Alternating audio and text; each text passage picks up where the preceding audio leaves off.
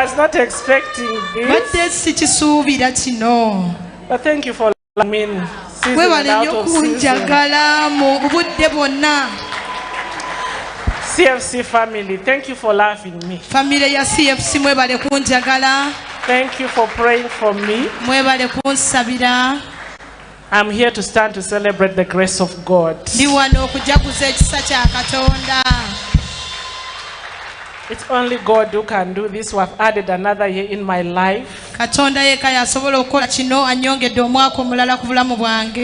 When I turn 40, I'll tell you my age. I'm in now late 30s. I'm close to 40 now. So I want to thank God so much that God has been so faithful. He has given me life. He has given me healthy. The grace of this house could not allow me to be buried last year. The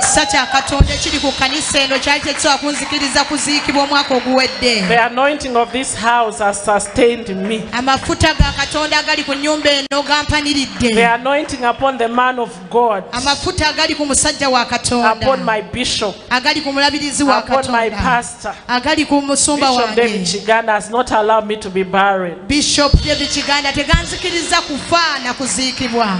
I honor God so much for today. Mukama musamunye ekitiibwa olw'olunaku lwa leero. God has given me another year. Mukama nnyongeddeko omwaka. It's all about God. Ekiri eri Katonda yekka. I cannot glorify anything apart God the Almighty. Siyina gwe nsobola kugulumiza okuggyako Katonda omuyinza w'ebyonna. Katonda ajjudde ekisa. 2020 I could not celebrate my birthday because I was rushed in the hospital the very day. Banzirusa mu ddwaliro. When you know what happened when I lost the other pregnancy. Then last year, I was pregnant of these twins. I was so sick. They could not take me anywhere to eat because I could not eat. I was just sick. So this year, this birthday means a lot to me. It means a lot. Who am I to see this year surely? Who am I to testify? I'm just here to say thank you, Lord. I thank God so much for my family in Zimbabwe. I lost my mom when I just joined university. Mama wange yafanga nakagenda mu university. That's when I lost my mother. When we stayed with our father. So I also want to thank God for my father who has been there for me and for us. He became the mother, he became the father. And I also want to thank God for my siblings, my sisters. God gave me a prayerful family. Those sisters of mine that have been there from day one, standing with me in prayers. All my siblings are born again Christians. And they are ministers in church. They serve God. Actually, our firstborn, I inspired her to be a pastor.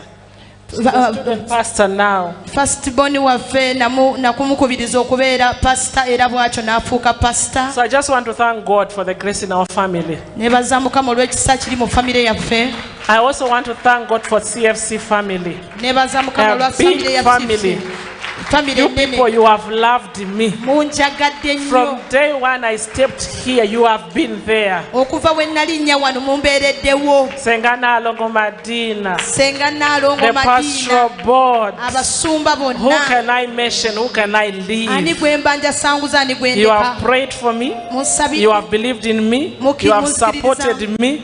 You have been there. You have been challenged in many ways because of delaying to conceive. But you were there to defend me. Women with difference, you are the best. God has given me daughters.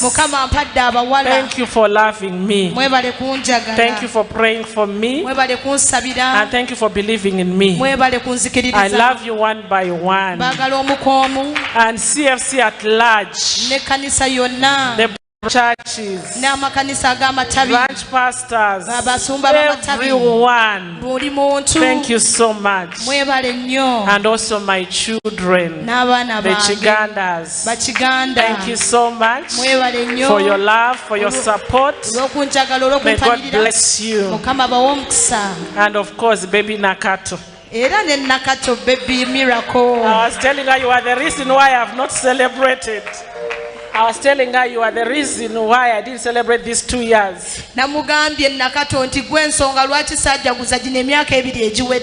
So when she starts walking, she has to celebrate.